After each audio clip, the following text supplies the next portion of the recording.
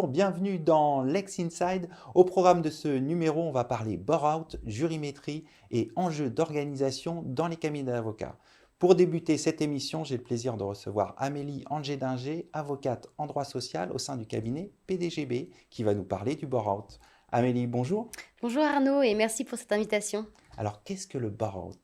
Alors le bore-out est un syndrome d'épuisement professionnel par l'ennui. Il est notamment généré par une insuffisance, voire une absence totale de sollicitation professionnelle par l'employeur vis-à-vis de ses salariés, cause d'ennui profond chez le salarié et de désintérêt pour son activité qu'il exerce au sein de l'entreprise. Les causes en sont multiples, vous imaginez bien. Il y a d'une part l'absence totale d'activité de la part de l'employeur, et à ce titre, il faut rappeler que l'employeur a une obligation de fournir un travail au même titre que la rémunération. Il y a également une activité ennuyeuse, peu rythmée, rébarbatif, qui peut être à l'origine aussi également d'un désintérêt pour le salarié.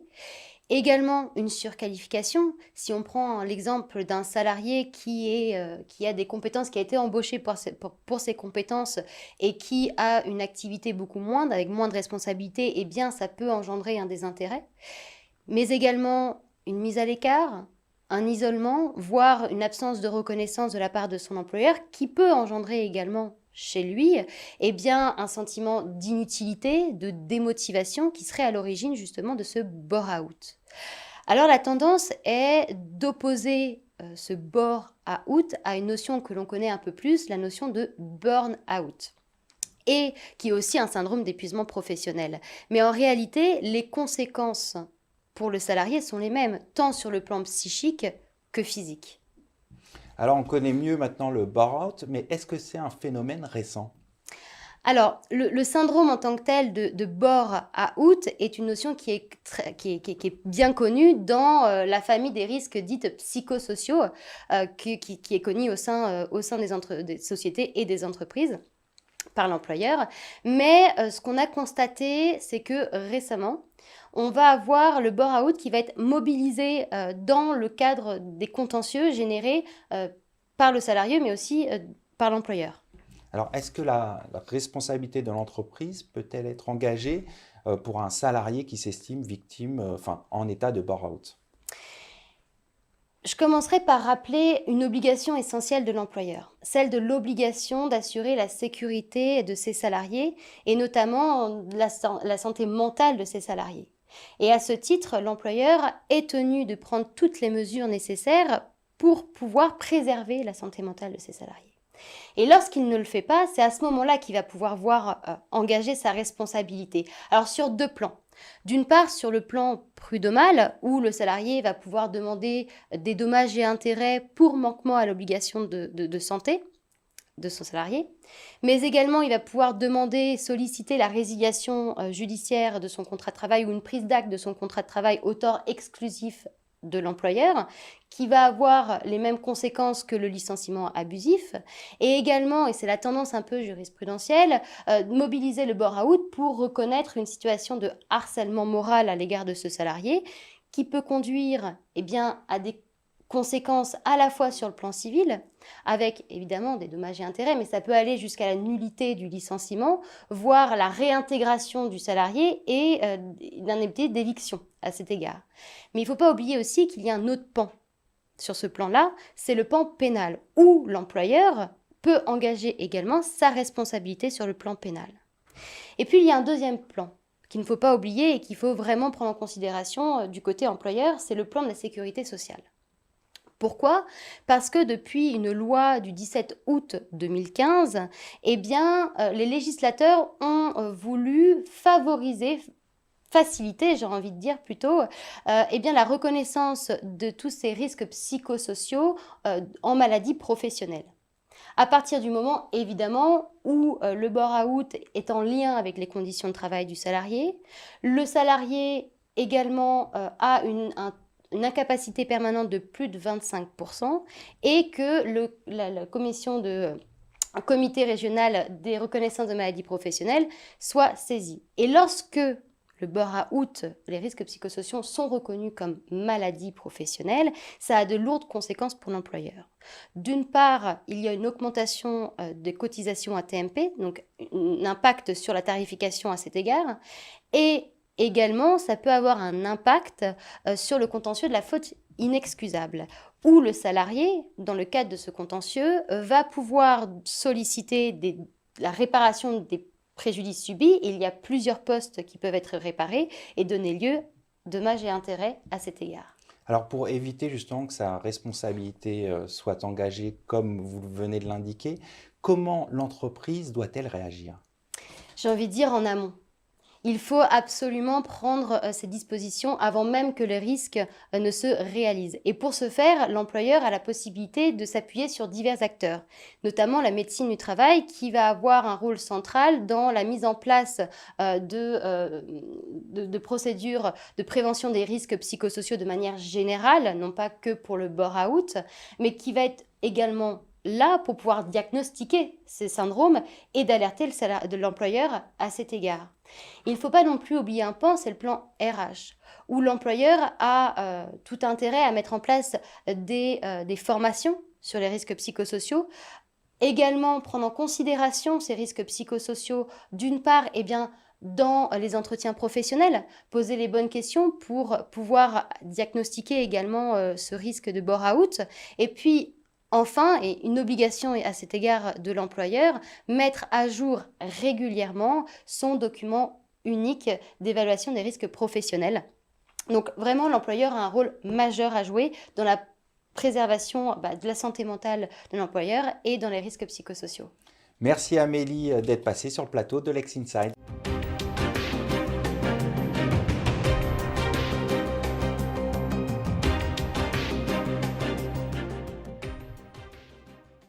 Vous êtes toujours dans Lex Inside et on va parler jurimétrie avec mon invitée Tiffaine Le Trionnaire, directrice commerciale de Kesslo Analytics.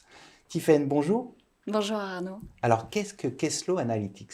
Kesslo Analytics, c'est une start-up dans le domaine de la legal tech. Nous existons depuis 2017, une démarche de travail qui a été initiée en 2010, dont l'origine se trouve dans la coopération entre un magistrat et un mathématicien. Notre président Jacques Lévy-Véel est fondateur de la maison et il est polytechnicien. À l'époque, il était chercheur à l'INRIA.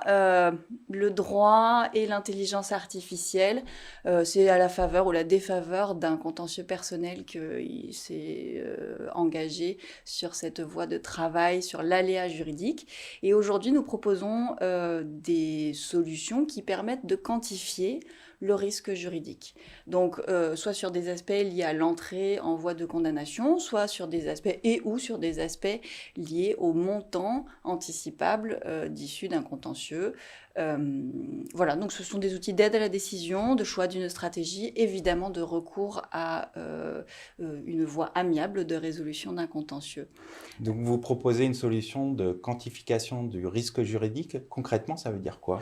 Eh bien, ça signifie que lorsque vous anticipez un contentieux, que vous soyez avocat, que vous soyez le justiciable, que vous soyez un tiers de confiance un peu plus largement, potentiellement le conseil assureur ou le conseil juridique d'une partie, eh bien, d'expérience, vous sentez un peu comment le dossier peut évoluer si vous entrez en voie de condamnation, si vous entrez en voie contentieuse, si vous aimeriez savoir potentiellement s'il est pertinent de faire appel ou non, quelle est la somme que vous devez provisionner dans votre dossier en droit social. Et nous donnons la possibilité à nos clients d'identifier les issues possibles de leur dossier. Et donc, à l'avance, de choisir la bonne stratégie, ou bien de provisionner le bon montant, ou bien justement de proposer à la partie adverse un terrain d'entente circonstancié, objectif, étayé, et puis tout ça évidemment avec une espèce de rapport que vous obtenez dans chacune des requêtes que vous effectuez dans l'outil. Quels sont les domaines qui sont concernés par votre solution? Plusieurs domaines. Évidemment le droit social, je l'ai évoqué, le droit de la famille, assez naturellement on voit que dans un cas de divorce, on a potentiellement très envie de trouver le bon terrain d'entente pour éviter la voie contentieuse. le domaine de la propriété intellectuelle. Des dossiers en droit commercial peuvent être concernés également. Vous êtes un réseau de franchisés ou bien vous avez un dossier de concurrence déloyale. Vous avez également des solutions plutôt dans le domaine public avec les marchés publics de travaux, les sanctions disciplinaires de la fonction publique. Une palette des possibles qui est assez large et qui permet de pallier à un certain nombre de dossiers. Évidemment, une vingtaine de modules sont disponibles aujourd'hui. De plus en plus de modules seront disponibles à l'avenir. Nous sommes tout le temps en préparation de nouveautés. Alors justement, vous dites de plus en plus de modules sont en préparation. Quelles sont les perspectives de développement? Alors, plusieurs lignes de force dans ces perspectives de développement. D'abord, start-up. Nous avons déjà effectué une levée de fonds il y a quelques mois. Une nouvelle levée de fonds est en préparation pour la fin de l'année. Cette levée de fonds permettra des développements dans plusieurs registres, produits, mais aussi d'élargir notre spectre au niveau européen, voire un peu plus large. Au rayon des perspectives d'avenir, nous avons aussi une modalité de création des nouveaux modules qui s'appelle le co-développement. Le co-développement, C'est quoi? nous nous appuyons pour la création d'un nouveau module sur l'expertise d'une structure, qu'elle soit un autre cabinet d'avocats qui veut mettre en avant sa légitimité sur un domaine du droit bien spécifique, ou bien une entreprise qui a des tas de données disponibles dans son historique mais ne sait pas vraiment quoi en faire, aimerait les faire parler et capitaliser sur cette ressource, ou automatiser la rédaction de ces documents producteurs de valeur en interne ou vers l'externe. Et puis, potentiellement, c'est aussi un recours que peuvent solliciter des entreprises qui auraient vraiment envie de se donner un temps d'avance en jouant la carte de l'intelligence artificielle. Un co-développement, donc c'est une coopération à la création d'un nouveau module. Donc des cabinets d'avocats assez nombreux ont déjà eu recours à nos solutions. On pense à Vogel et Vogel, on pense à De Gaulle Fleurance et Associés, ou alors des entreprises comme SVP par exemple, nous ont sollicité pour travailler des modules pour eux. Eh bien, on va suivre tout ça avec intérêt, Tiffaine, et notamment la prochaine levée de fonds. Donc, merci d'être passé sur notre plateau. Merci à vous. Merci Arnaud.